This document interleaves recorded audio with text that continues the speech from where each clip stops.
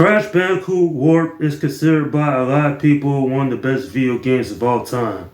I completely agree with that statement because I recently did go back and replay this quite a lot.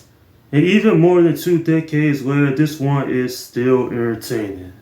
So basically what the story is that taking place immediately after part 2, Crash, Coco, and Aku Aku has to now face Cortex once again along with a new villain in Uka Uka, who is actually the twin brother of Aku Aku.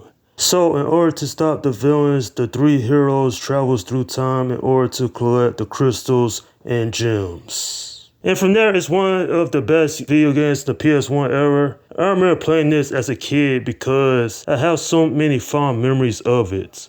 You know, it's unfortunate that this franchise was not the same after this installment, and that's not to say the other games are awful. At least some of them are playable, but for the most part, they never quite reached the heights of this trilogy. Which has me thinking, did the series peak here because some of the later Crash games, they weren't reviewed all that well. The franchise definitely has struggled, and maybe that's because this one went all out with a different type of levels and fly out when it's all said and done just how entertaining this game really is. Since this game does take place during different time periods, I like the look of every level.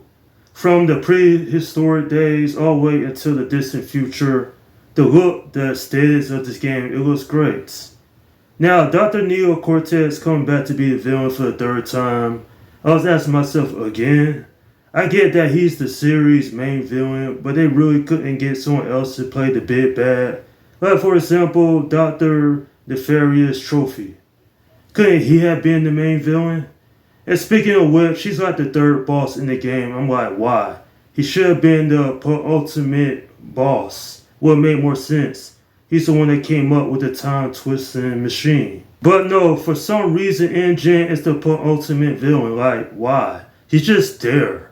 It doesn't make any sense story-wise. Now he's working with Neo Cortex, so it's kind of like the developers just threw him in there for old time's sake.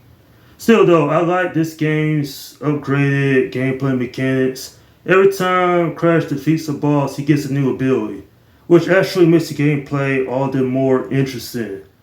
From the motorcycle levels, which I thought were frustrating.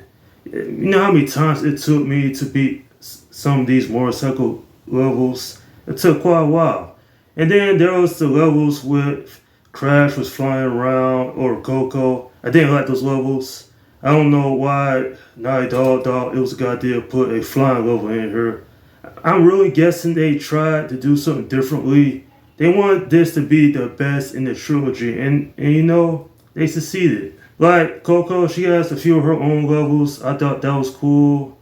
And then overall, I think this is just a great PS1 game from that time period. Anyway though, this game is still beloved by a lot of Crash fans out there.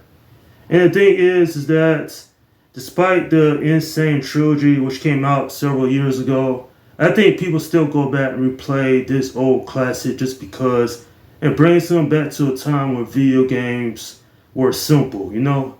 They didn't have these advanced stories or advanced gameplay mechanics. Anybody could pick this up and play it within 15 minutes. You know, learn all the controls of it. Anyway though, this is a great game.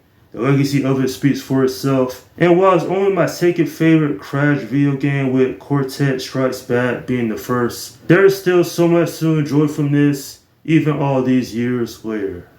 I'm giving this video game an 8 out of 10. Yeah, despite how fun it is, it does have a few issues. It hasn't aged as well, and there is a reason they did remake the trilogy just a couple of years back. Nonetheless, a game that has a lot of replay value with it. You could go back and collect all the gems. There is time trials. And it's a fun game to come back and replay every once in a while, in my opinion.